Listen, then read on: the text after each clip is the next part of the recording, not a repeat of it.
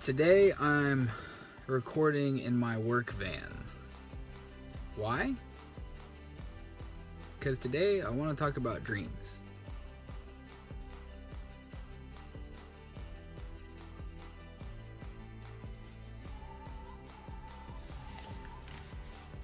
When I was a little kid, my biggest dream was to play sports. And that was all I wanted to do. It didn't really matter which sport either. I played them all: basketball, football, baseball, soccer. In the cul-de-sac, we were always playing hockey or three flies up, or it didn't matter. We were always just playing ball. And growing up in high school, when people asked me what I wanted to be, I didn't have a career dream. I just wanted to play ball. I wanted to be Barry Bonds. I wanted to be Michael Jordan, Steph Curry. I wanted to be the guy who achieved something great, particularly in sports. That's who I wanted to be. Then in high school, you just you run into the reality of what it takes to play sports, and how much money it costs, how much time it costs, how much effort it is. And for me, that dream died. I still played sports in high school. I did varsity tennis, had a blast. But I still didn't know what I wanted to do with my life. But around that time, I was getting really plugged in at my church. I was being mentored by the senior pastor.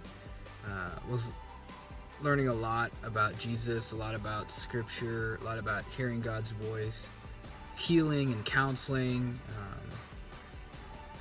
and all that stuff. And that very quickly became what I wanted to do with the rest of my life. I wanted to see people restored, brought back to life. I still want to see that. So that's what I went to school for. That's why I got my bachelor's in pastoral ministries, and that's why I got my graduate degree in counseling, because I felt like those two things went hand in hand. Pastors deal with a lot of stuff, and I wanted to be prepared. I wanted to know how people broke. I wanted to know how they healed, or how I could help heal them.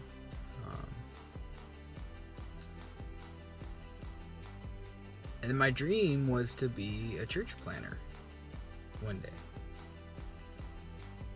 And then I got my first job in ministry as a youth pastor. And everyone said, in ministry, that's kind of where you have to start. Children's or youth, and then you work your way up to associate, right? And then you can plant a church, or then you become the senior pastor. So I did that. And it was a blast. I loved my youth kids. I loved youth nights, Sunday mornings, the missions trips we did. I loved every minute of it. I wouldn't trade it for anything. But then I had to leave that church. And now I sell blinds. I sell window coverings to middle-aged ladies and their husbands, or retired war veterans. I get to drink a lot of coffee with people.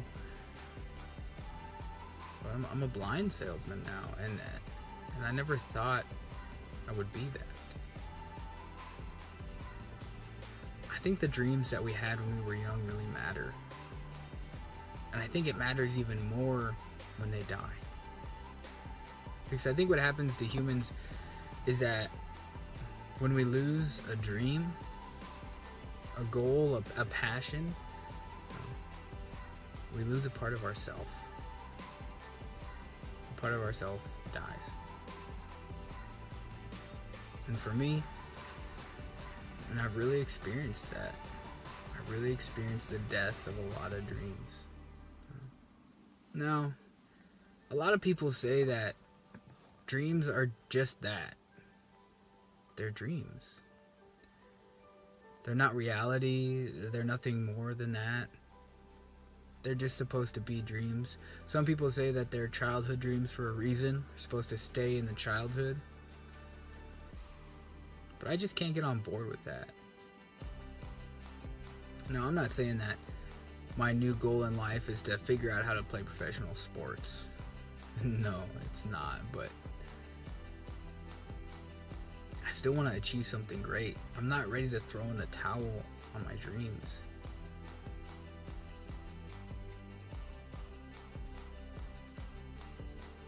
Having a foster baby was never part of my dreams. It was never what I thought I wanted to do with my life or what I thought would come out of my life. Even as I got married and my wife got really excited about adoption, it was always an afterthought. It was, okay, well, after we pay off school loans, or after we pay off the house, or,